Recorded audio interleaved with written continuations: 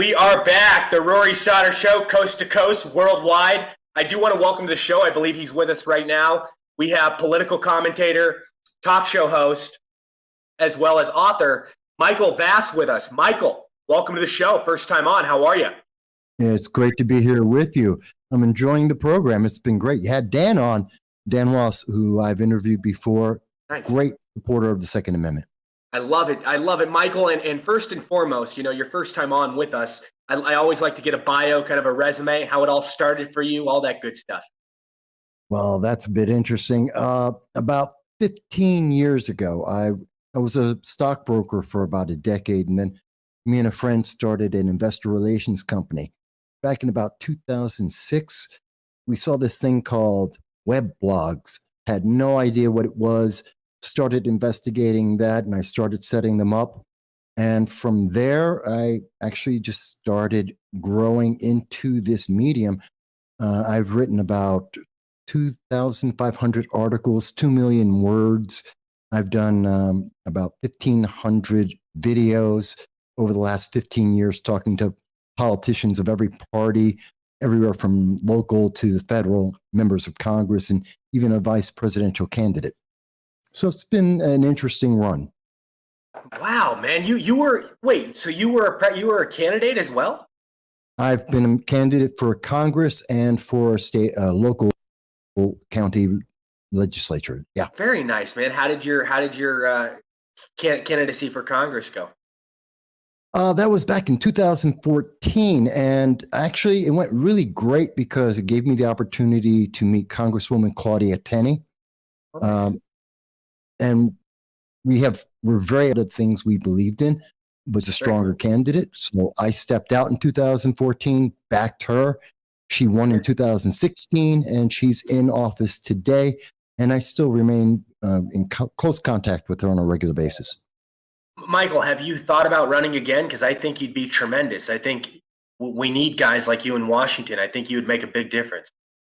I would like to, but I'm not going to go up against my friend Claudia Tenney. She's doing a fantastic job, so I respect her position. Molinaro is now running on the reconfigured, gerrymandered New York 19 to take on Representative Antonio Delgado, who is very progressive in his points of view and not very responsive to the public. So, what about local? What about in terms of like local? Anything local you want to run for? I'm not an establishment Republican. I'm not well loved by my local party, believe it or not. It happens. Well, man, I respect you for that, though, man, because you're standing up for what you believe in, man. Not kissing ass. I mean, and that's what has to be done in today's society. I mean, too many of these establishment politicians are worried they're going to offend their buddies, and a lot of them they just don't have the guts. They don't have and they just don't have their priorities straight, and they have no purpose of putting America first. I mean, that's not their goal. I mean, it's very sad. And that's one of the problems. So, I mean, we need to speak out. Don't speak up, then we get what's happening here in New York State. Why is New York State such an ultra blue progressive state? Because we're not speaking out enough and saying, well, no, I don't agree with defunding the police. No, I don't think that we should stop fracking, which is important to our energy as we see now. I don't believe that just writing another law like the red flag laws that aren't effective are going to help protect women. We need to step up and save this. Otherwise, we get what we're seeing now, which is, I think everyone can agree, pretty bad, pretty bleak. Yeah, I'll say. And, like I was just saying, I think we have a big problem with opportunists. I think there's a lot of people in the pro-Trump movement that are pretending because they know they can capitalize on getting, Trump supporters riled up. But we've seen so many frauds. We've seen so many rhinos. We've seen, and this whole that it really disgusts me. You know what I mean? I mean, like you said, people in your district are not, for the Trump agenda, and I think that's sad, but we also have people that are pretending to be that aren't really, and I think that's another issue. Well, what is really, I love when people say that, and I don't mean you, Rory, but Right. I hear it all the time. I get attacked on Twitter and on all the social media a lot going, you're a Trumper, you're a Trumpist. What is that supposed to mean? Because Exactly. what were his values? The public, Right. a strong America, a love of our country, Right. and hope to improve America. Is that Trumpism, or is that just being an American saying, I want the best for America first? You know, Sure. it shouldn't be that hard. Yeah, no, it's very true, and it really is. The whole globalist scenario. It just keeps evolving. It seems like that's what the what the establishment and what all these people really want. I mean, and it never ends. No matter how hard we try to fight it, no matter how hard we try to prevent it, no matter how hard we try to vote it out. It's like it seems just the swamp gets deeper. Well, look at what we're seeing right now with our news media. We just Yeah. had an announcement from the New York Times that they're admitting that in October of 2020, they lied to the public in a concerted effort with social media. Right. I can tell you that today, Right. I just got my third attack from social media. I am now shut down on YouTube. Why? Because I quoted CBS and Forbes. And guess what? In that two articles talking about the same content, except they're on opposite sides. One told you it was great news, one told you it was bad news. I quoted that. They shut me down. Of course, a week ago, I had Disney and Showtime both try to shut me down. I defeated those shut down because of something. I'm quoting the major news stream. Why? Because it was an unapproved opinion that I spoke with the public with. And that's the problem. That's why they keep getting in, because they expect us to consume the information, but not to think about it, not to discuss it, just accept it and do what they say. They want us to obey. And that is a problem for every American, I believe, regardless of your politics. Right, and we really need to stand up for free speech, and this tech censorship is a real thing. YouTube removed my episode from last week saying, "Oh, I'm not allowed to question the results of the 2020 election. It's prohibited from from that platform." Well, And be I'm just careful. that's really crazy that people can't even it's that threatening, it's that much of a danger, really.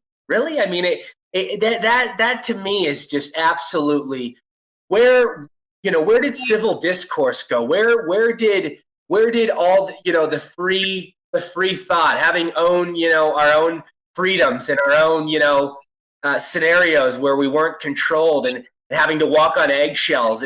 Big tech has too much power. They're so and they're all in bed with one another, and they look at us like peasants, and they play by their own rules. It's their own ball game, and it's like what they did to the president of the United States. If they can ban him, think about what they can do to the everyday person. I mean, think about in the long run. I mean, I think we're just in the start of what big tech is doing in terms of just banning people from accounts. I think it's going to get much worse. I mean, we've already seen them get rid of people's bank accounts.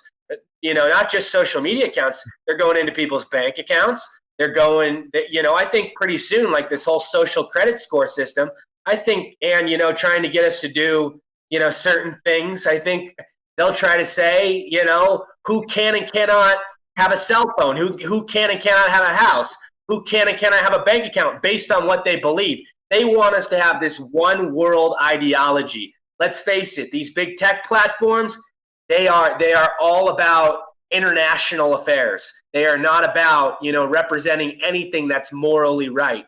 It's all a dirty, dirty monopoly. They are focusing on trying to get everyone into this uniform. And here's the scariest part, though, Michael. They control government. They control the politicians. They control it all. They're like big pharma. They're evil. But go ahead. Sorry. Well, they're trying to get us all in line with this very progressive, the quote, democratic socialist, which means communist point of view. And someone who's lived in Moscow and who has seen what is communism, I wouldn't wish it on anyone. In fact, when people tell you communism is great, I always like to ask them, have you ever lived in a communist nation? Right. I have. And I can tell you that even if you don't want to believe me, speak to the millions of people who've left Venezuela, Cuba, Russia. Look at all these nations. They come to America. Why? Because we have the ability to question our leaders, to question elections, to say, I don't like that. And the big question is, do we have confidence in our elections?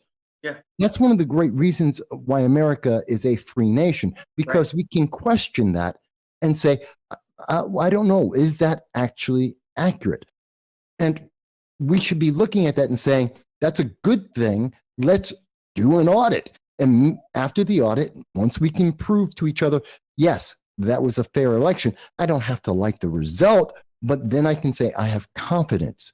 That's the problem. That's why they're trying to change the voting laws, because people get a fee, and they're trying to make sure that they can control how those results come out, because every single one of the laws aren't helping to improve integrity.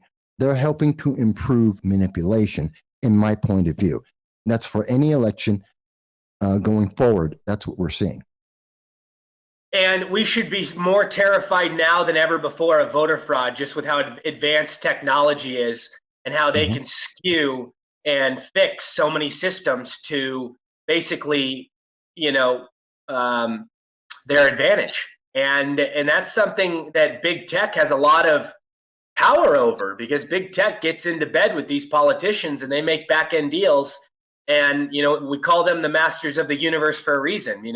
I always say technology is the closest thing to magic in existence. I build apps for a living. So I know a lot about technology, and it really is what people can do. And I believe strongly that 2020, there's no way that the dementia patient in the White House got more votes than any president in history. I don't even think his voters would agree or believe that. I mean, he can't even fill up a grade school cafeteria. Donald Trump sells out NFL stadiums. I mean, Jesus. Well, it amazed me to see that a candidate for president of the United States, the leading nation in the world, spent his entire campaign in his basement. And the biggest problem we have, when did he get asked any question about foreign policy? Something that we have seen for every president. I'm 54. In my lifetime, half a century, we've always had questions on foreign policy because America leads.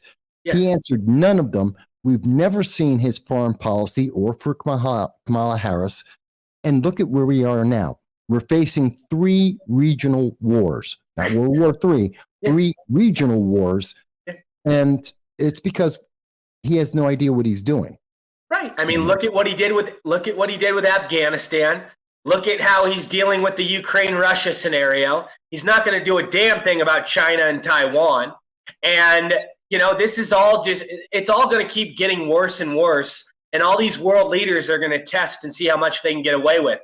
They would never do this under Trump because they would be terrified how Trump would counter or react, because Trump is one of those guys that, if you don't answer his call, he may say, not literally, I'm not going to say that, but he may send a missile your way. You don't know. Trump, is one of those guys that just doesn't put up with bullshit. If anybody is going to try to cross him, they're going to pay a big price. But Biden is like on his knees like a child, coddling terrorists and trying to negotiate with all these corrupt entities. And it's the weakest leadership we've ever seen. He makes Jimmy Carter look like a saint.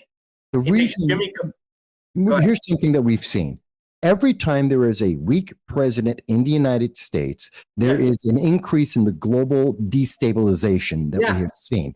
And when we had strong leaders like Reagan, Bush 1, Bush 2, we've seen more normalcy in the world, including President Trump. And when we don't see that, that's when we see it increase. Now, when you have presidents like Barack Obama, who got us into the Iran nuclear deal, what happened? We saw an increase in global terrorism. We saw then Secretary of State John Kerry admit on January of 2016, I believe it was CNN or CNBC, that he told us the United States was de facto funding global terrorism. Oh, and now we have Biden, who's desperate for a win, about to do the same thing as they are trying to build ICBMs and attacking our troops in Iraq. There is no one in Congress that you can ask right now. No one knows how many Americans are still abandoned and discarded in Afghanistan. It's such a dirty word that they won't even speak about it. Think back to the State of the Union. He wouldn't even he mentioned the word Afghanistan once. It was one of the biggest things in his first year. There could be as many, according to the United States Senate Foreign Affairs Committee, there were at least 9,000 Americans in Afghanistan that we did not bring home.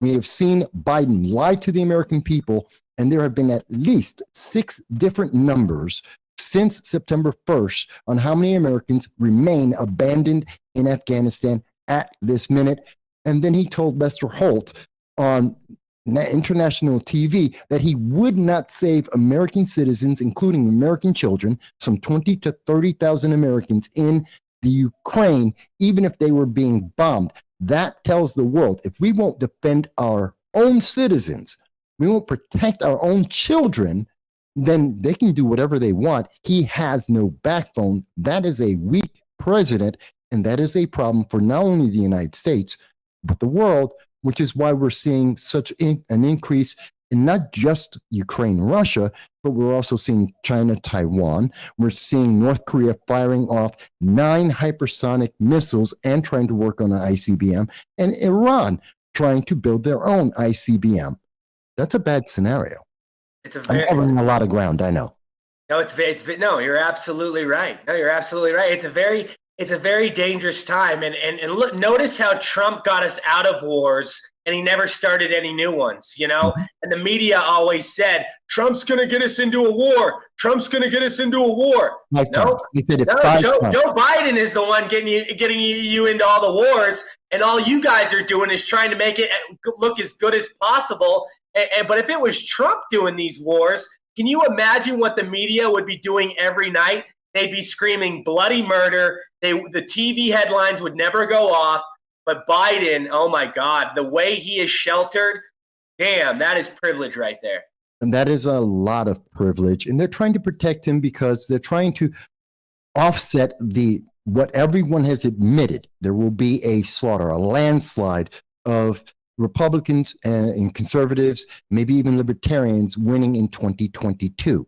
And that's because the American people have rejected what they have offered, which has been a devastation to our economy and to our security. Look at our southern border.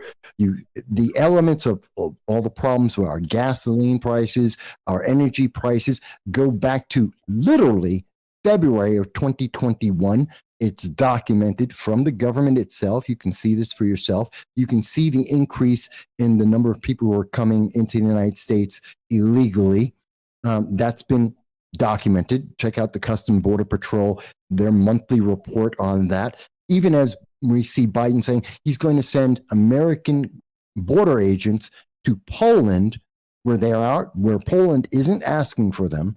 Meanwhile, we have 4,000 illegal migrants that are trying to come to the United States at this moment. They started in early December on their way to the United States border. They should be there by the end of the month.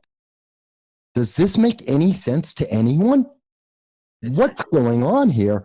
We need to really speak up and demand more from our elected leaders, and we need to go out and vote. And that really will make the difference because this is just crazy. Absolutely. I want to shift topics just a little bit here.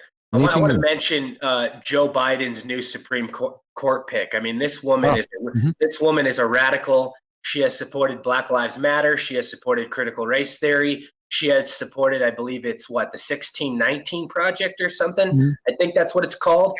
But everything that is anti-America and that basically tries to paint the race card. And I think that sends a bad message for the future of this country. If you're going to be on the Supreme Court making rules and laws for America and you have these radical beliefs, I mean, that's terrorism right there. This woman is a terrorist. And I'm just saying, like, Clarence Thomas is a hero. That guy is awesome. And he's probably looking in shame that this is going to be the first black Supreme Court pick.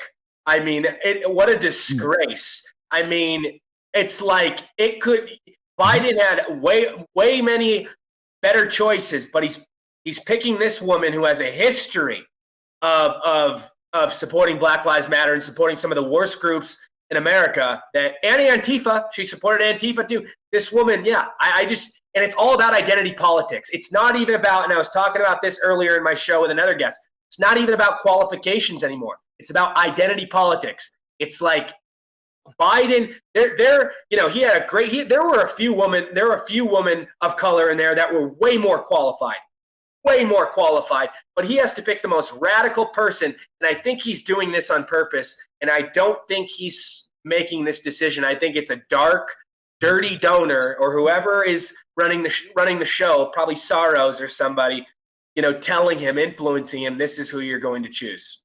Well, we know for a fact, before she was named, Judge Brown was part of a list of 11 women that were based on their criteria being Black, female, activist. That's it. That was the big criteria, with one other caveat, that they had to be under 55. She isn't the most qualified or the best person, because there are far better Black women judges that are in the system right now that would be better than her. Way better. Way better. 55. They're actually about 61. So she was picked because of longevity, which is insulting to everyone. If someone wants to tell me from the left, oh, well, we need representation, which is stupid. But you have better qualified people for that representation. She was picked because she's Black, a woman, the right political ideology, and her age. None of those are qualifications, which we have forgotten in America. Your qualifications are your ability, your knowledge. It has nothing to do with how you were born or where you were born. And we have seen already, since she's been in, which is all of 9 months now that she's been a federal judge, 3 of the court cases that she has presented have been overturned because of her activism. She stepped in and overreached her power and took on cases she should never have seen. That by itself should disqualify her. But they're saying, well, we need representation. Why do you need representation? What you need is the most qualified person. Start there, work from that. So she is it's actually insulting, and it's aggravating. If I were a Black woman, I'd be upset. I'm a Black Hispanic, and I'm upset because we have someone who is demonstrably and definitively a less qualified individual trying to take on a position that will change our lives for decades. Right. I do not like her. And here's what upsets me. Here's what upsets me as well. She's the type of judge that, wants to promote and enable indoctrinating children at a young age with sexual ideology. That's not appropriate. I mean, kids should not be learning in 3rd grade and 2nd grade about, that sort of stuff. They should be playing with Legos. They should be playing with watching cartoons. They should be doing what kids do. And and this is done on purpose. The education system is doing this. And it's sick, and it's backwards, and it's so twisted. And we all know it's coming from dark money. I mean, there's no other way to kind of explain this. I don't see any other, possible scenario. The education system has been corrupt for years for how much money has been poured into it. I think a lot of these teachers unions need to be defunded in so many ways. I respect teachers. I think they're great, a lot of them, but I think there's a lot of dirty ones. I think there's a lot of evil ones, and I think the vetting process isn't as good as it should be. But with judges like this, it freaks me out how going forward, laws can be put into place that will change America as we know it forever. Will be put in place. They will be put in place because they are trying to manipulate our our society. And when I know people go, well, that's a conspiracy And theory. women competing in men's sports, I mean, that's the new normal. I mean, it's crazy. Go ahead, though. Sorry. But they're trying to, this is meant to target. And people say, well, Mike, that's a conspiracy theory. No, it isn't. Let's look at what they are doing. They are targeting. Why are they after kids in school? Why are they applying critical race theory to children to tell them that if you're white, you are intrinsically and by birth evil and a racist? And if you happen to be black, Hispanic, if you're a minority, you are intrinsically a victim. That is horrible to tell anyone that. That creates racism. And they're doing that so that they have a generation. These are kids who are learning this. In some cases, they're trying to teach this in kindergarten. I know in my community, in the southern tier of New York, they were doing that last year, April. They were trying to teach that, and parents found out about it and screamed about it. And we know, and those were 5 and 8-year-olds. Why are they doing this? Because in 10 years, those kids become voters, and this is all they know. This is all they have been taught. I am currently in a battle with a bunch of college professors in a local community college here in my community. They are trying to push forward a program which they say is for diversity training and for inclusion that doesn't include a single word from anyone that has a separate idea. It defines itself and says that if you disagree, well, that's because you are racist and uneducated, and there is no other answer. That's called a railroad of thinking. That is how you brainwash people, because there is no other discussion, no other information. And if we teach our kids only one thing, they can only come to one conclusion, and that is not to empower America or to improve America. It is to improve a more socialist, progressive ideology that at its core wants to destroy America. That's why they want to transform America. Remember, Obama said he's going to transform America. We went from a manufacturing country into a service economy, and today we see what happens when you're a service economy. You're dependent on goods from other parts of the world. When they cannot get here, or if those countries don't want to give us those goods, we wind up starving. We don't have the goods we need. Our economy is devastated, and our national security is in danger. This is the problem going forward. And it's not conspiracy. This is the elements we see in front of us.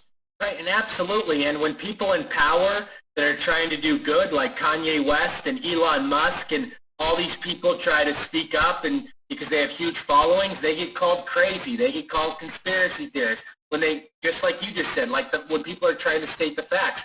I mean, it's really a sad world how the media has so much power, you know, where they try to shut everybody down that, you know, questions the narrative. Well, I think it's because we don't see enough people speak up. People have gotten complacent and said, well, I don't want to be the one who's going to be blocked on YouTube. I don't want to be the one who's going to be blocked on Facebook or other social media. I don't want to be unpersoned, because we're communal creatures. We love to be around each other. And so no one wants to be the one outside, the ostracized one. You know, guess what? We need a little bit more of this blowback. We need a little bit more people to say, you know what, I don't mind being the one that's speaking up. I think it was said best by Malcolm X said this, that the squeaky fence gets the oil. And that's why he wanted to speak up. You know what? So did Martin Luther King. He said a similar statement as well. So did Gandhi. Gee, let's take these great leaders around the world, different time periods, all with the same idea. You have to speak up to make effective change. Let's do that. We have to do that as conservatives, as Republicans. We have to speak up. Right. Otherwise, it only continues to get worse. Right. Yeah, and you know, I'm doing a big thing. I'm releasing a new media network here in the very shortly, probably in the coming days. It's about to be done. You know, we're going to be starting shows in the next couple of weeks. You know, and we need to really capitalize on this independent journalism. We need to capitalize on independent media. We need to capitalize on all this undiscovered talent. You know, and even everybody, you know, that has a voice should utilize that. You know, mainstream media is really, you know, making a lot of dents in their credibility. And, you know, it's the times of the internet, the times of technology are now, and now's the best time to, say what you need to say. Stop staying silent. People, be brave. Like, be courageous. You got to speak up and think about the major news media. Think about it. In the United States right now, there's about 6 companies that own all of our news media. We have, and that includes newspapers as well. And they're more concerned on a message, the message. Yeah. What about local guys like you and me who are able to go and say, well, you know what? I'm covering that local race. I want to cover that legislator. I want to cover what's happening down the block because there was an accident, there was an arson. In my neighborhood, there was recently an 18-year-old that shot a 17-year-old, and I had to address that because my local city councilwoman, Angela Riley, would not speak about that. At the same time that shooting happened, a block away from our high school, she was talking about people have to be careful not to slip on the ice. Meanwhile, there was a shooting of an 18-year-old against a 17-year-old a block away from a high school, and she had nothing to say about that. You know what? The local news media let it go that she had nothing to say. I didn't. Do you really want someone representing you that is more concerned about the ice and not your children and their safety and what she's about to do about that? That's what local guys like you and me can do, that the major mainstream media, they don't care unless it suits their agenda. And that's a problem. Absolutely. Well, no, you're 100% right. And Michael, I love having you on the show. I love having you with us. I want to get you back here very soon. Absolutely. And yeah, it's awesome conversation. And let's definitely collaborate on some projects. I have some ideas in mind. I'll definitely run by you. Tell everybody where they can connect with you, where they can get involved, all that good stuff.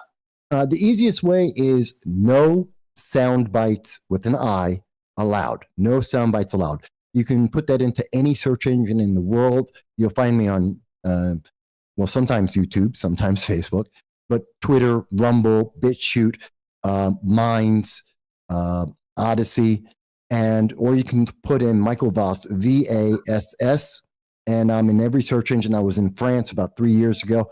I checked it, and there I was. So you can find me either way. Sounds good, my friend. Well, we'll talk to you very soon, and always a pleasure. Thank you so much. Absolutely. Thank you. Thank you. We'll be right back, everybody. Stay with us.